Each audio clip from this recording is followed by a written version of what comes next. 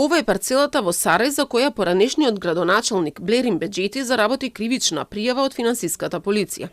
Според финансиска, тој заедно со други 5 мина вработени во општината, еден инженер за надзор и една вработена во град Скопје, го штетиле буџетот за 1,7 милиони евра. Сомнежите се дека 8 мина и овозможиле на фирмата Азра Идрис од Глумово да изгради зграда на парцела која незаконски била урбанизирана.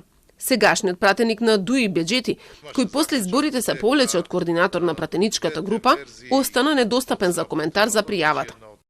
Постојат основи на сомнение дека пријавените лица вработени во општина Сарај, иако биле свесни дека за катастарската парцела КП 10405/6 КО Сарај не постои донесен детален урбанистички план, со пречекорување на своите службени овластувања изготвиле и одобриле извод од план и одобрение за градба со невистинита содржина, како и пресметки за надоместок за уредување на градежно земјиште, спротивно на законските прописи, а надзорниот инженер извршил технички преглед на објектот и изготвил завршен извештај со невистинита содржина.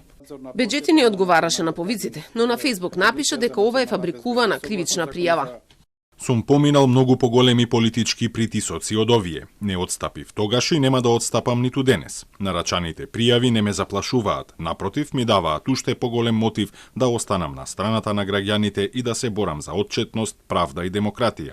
Јас не се плашам, вистината не се затвора со политички пријави. Податоците од катастарот за парцелата која е со површина од 2373 квадрати покажуваат дека на неа веќе има зграда, која е собственост на фирмата Азра Идрис. Парцелата е заедничка на 5 мина собственици, меѓу кои 2 фирми, а во зградата има 40 станови во кои се уште како собственик се јавува фирмата Азра Идрис.